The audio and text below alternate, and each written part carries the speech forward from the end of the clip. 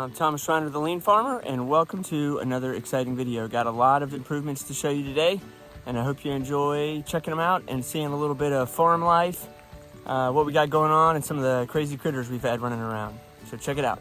So we let our chickens free range, and every day we let them out, and then they hit the road and eat bugs and critters and seeds and all sorts of stuff, and then at night they all come back and go in and go to roost. And every now and then I will have one that decides they're going to be late coming back and they don't get in before I lock them up. And sometimes when that happens, they will decide to go to roost at whatever the nearest thing is. And a couple of times I've had them go to roost on top of where I'm collecting the rainwater.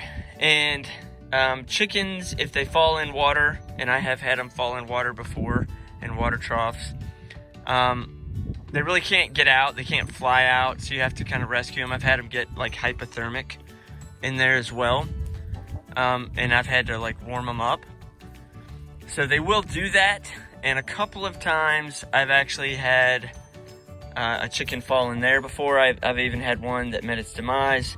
So here is my quick improvement. Right now it's just a dirty improvement, or a very, very quick improvement. I'll have to pretty it up later. But I'm just using this as an experiment. I'm throwing some screen wire over top of it. I just put some screws in to hold it. And if I do have a chicken get up there, I think that'll hold them for the time being. Of course, this will also help me keep out debris that falls in there.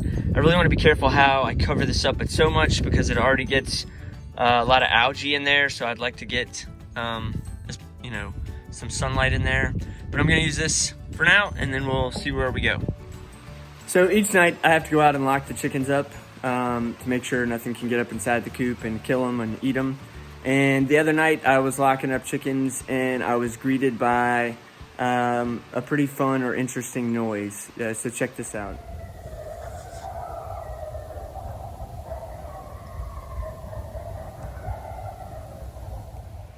So if you're not familiar with that, that was a pack of coyotes, and they weren't too far away, 200 yards tops, probably about 150 yards away from where I was at, which is why we go out and lock up the chickens at night.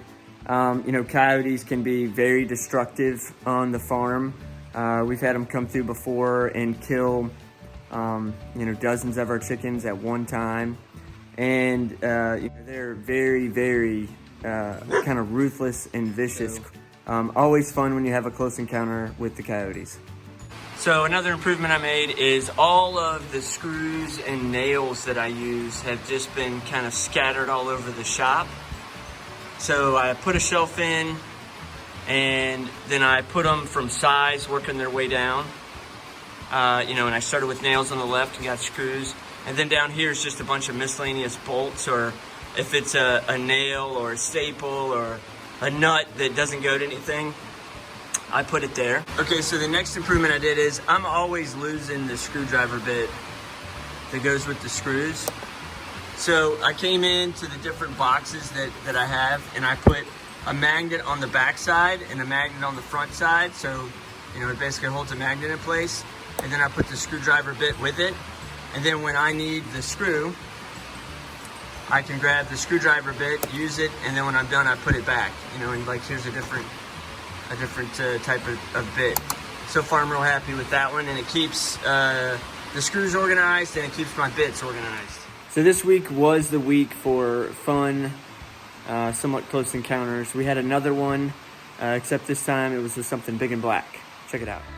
So each day, my wife Jenny and I would try to take a walk, and we got to the bottom of our half-mile-long driveway, and we were greeted by a big black bear cutting across one of the fields. He got over there to a farm gate, and he squeezed right through the farm gate. It was pretty fun to watch him go through there, and then he ran up on the hill and disappeared. So another fun improvement, I got this metal sign for Christmas, and it's basically like a blacksmithing sign.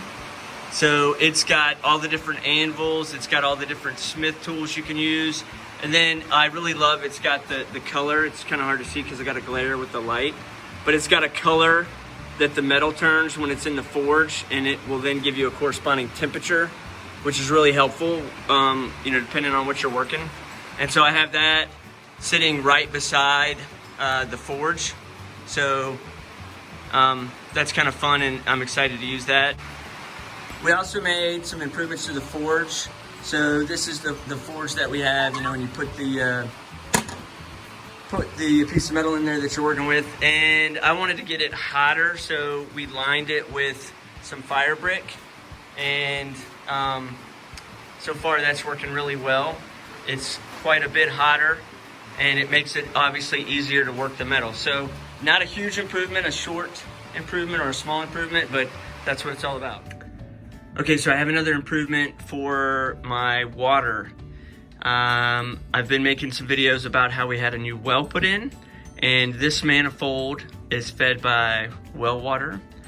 And now I have a second manifold that is fed by spring water. But I wanted to set it up so that if I ever had trouble with the well, or if I ever had trouble with the spring, I could supplement with the other. So I have one valve here that if I need to, I could open it up and send water over to the spring manifold. And the same here with the spring. I've got a valve there that I could, you know, send water over to the well manifold. And now I'm slowly taking all of the PEX that's tied to outside spigots and moving it over to this manifold. You know, I already have one example, the wood stove, where I fill up the water for the wood stove. And I'm slowly starting to move those over, and I'll have two different manifolds feeding the farm.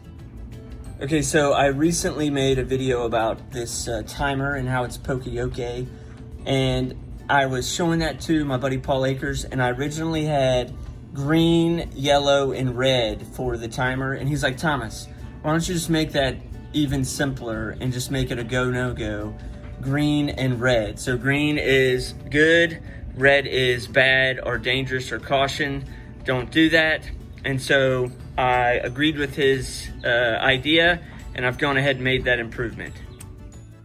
Had lots of improvements this go round. It's been fun making all those improvements, and you can make improvements to anything you do. And that's really, you know, if you watch this channel because of Lean, that's really what Lean is about. There's a lot of higher level concepts that you can get into, but really it's about making small improvements every single day, and then they add up over time. And you can do that in anything that you're working on, whether it's something in your shop or brushing your teeth. So go make an improvement, and thanks again for watching.